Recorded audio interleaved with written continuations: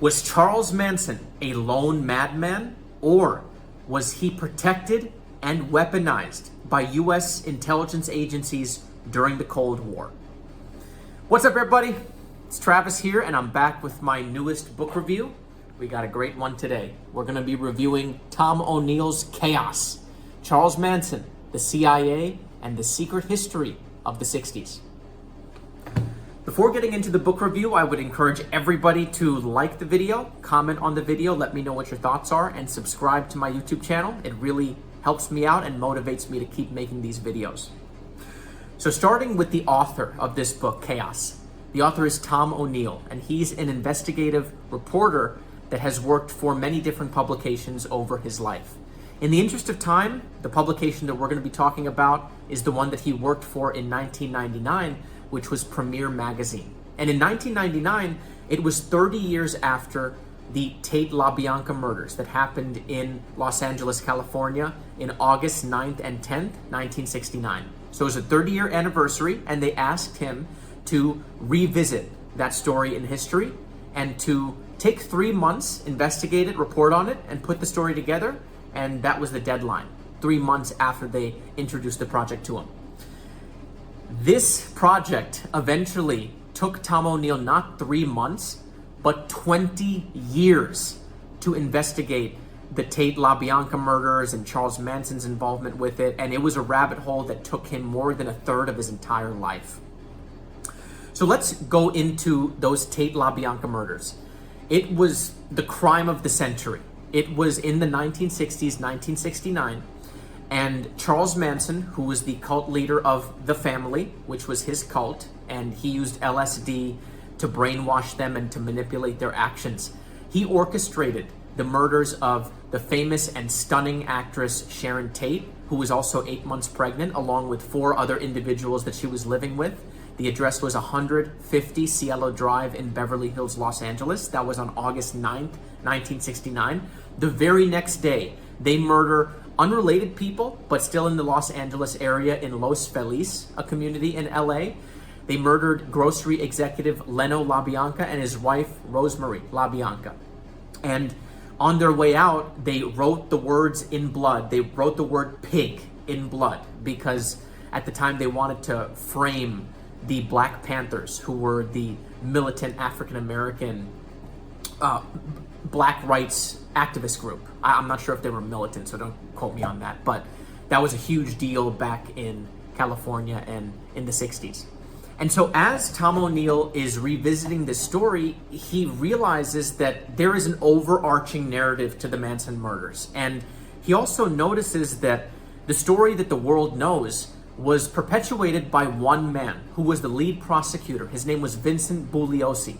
And he was the lead prosecutor who also built the Manson case during the trial after the Manson murders. And as he investigated this helter-skelter motive that Bugliosi popularized, helter-skelter means chaos, order, and confusion. And helter-skelter is also the name of the famous Beatles song, which is also the first heavy metal song ever created. And the name helter-skelter originates from a British amusement park theme ride that was known for some spirals, some downward action, and it was a very chaotic amusement park ride, but that's where the word helter-skelter comes from. And as Vincent Bugliosi, the lead prosecutor, puts it, helter-skelter, that motive was supposed to be to incite a race war between the blacks and the whites, and it was supposed to cause chaos. And that's why when they left the scene of the crime at the Tate and LaBianca murders, they wrote pig in blood on the door of both houses to make it look like it was the Black Panther organization. And so he dives deeper and he realizes that testimony was contradicted when he talked to the personnel that were involved in the trial.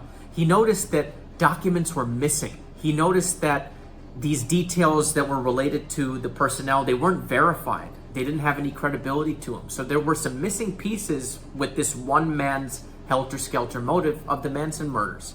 And then after that, he zooms in on Charles Manson.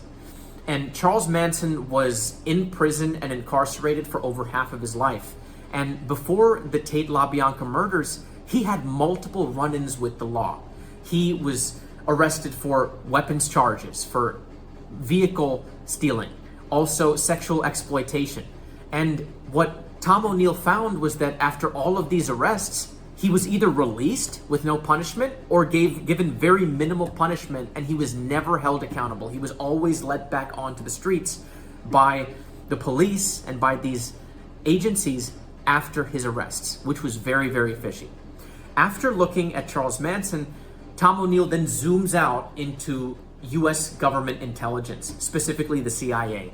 He zooms into their mind control program that originated in the 1950s, which was known as MK Ultra. And MK Ultra studied LSD, hypnosis, mind control to influence behavior in the subjects that they were experimenting on. They experimented with psychiatric patients, prisoners, marginalized individuals, and even in some cases, individuals that never even gave consent to be participating in these experiments. And so the CIA was out of control back then. And so he also looks at the CIA in addition to Charles Manson, but what ties those two together, right? What ties Charles Manson to the CIA and US government intelligence?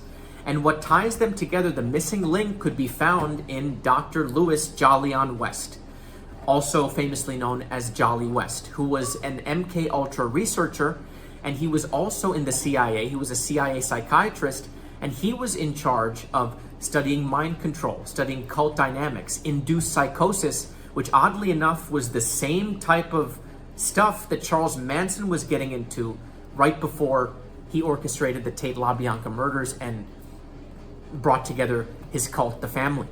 And so there's Jolly West, and it turns out that he was in San Francisco during the Summer of Love in 1967 in the Haight-Ashbury vicinity. Haight-Ashbury is the community where the Summer of Love really began and spread within San Francisco.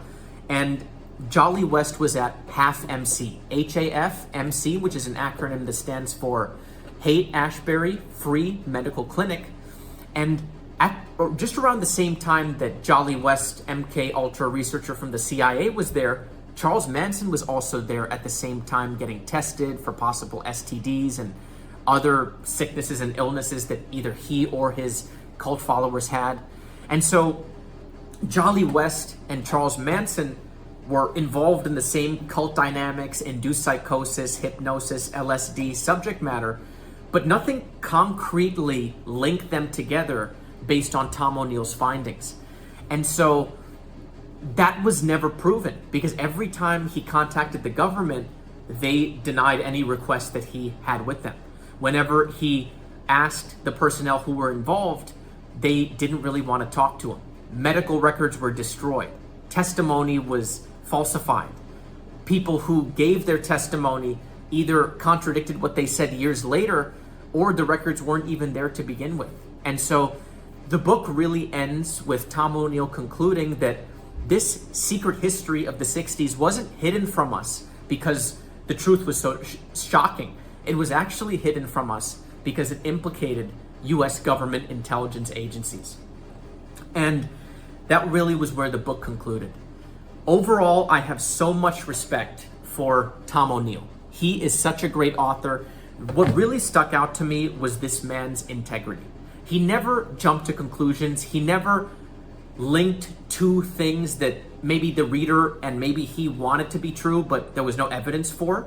He really stuck to his guns, was full of integrity, full of honor, full of morals, values, and ethics, and that's how he reported this story. Because I was at the end, I was looking like, oh my God, they did it, right? There's proof. Tom O'Neill said there's really no hard proof. These are all of the things that were going on around the story, and the reader can make their own conclusion, but the puzzle is there. Maybe the pieces don't fit properly, but there's a ton of evidence that the US government was involved with those murders in the late 1960s. So overall, I give this book, Chaos, a 9.5 out of 10. The story was compelling, and Tom O'Neill is incredibly honorable and filled with integrity. Thanks everybody for watching. Follow me on Instagram and on Twitter. Until next time, all the best. Bye.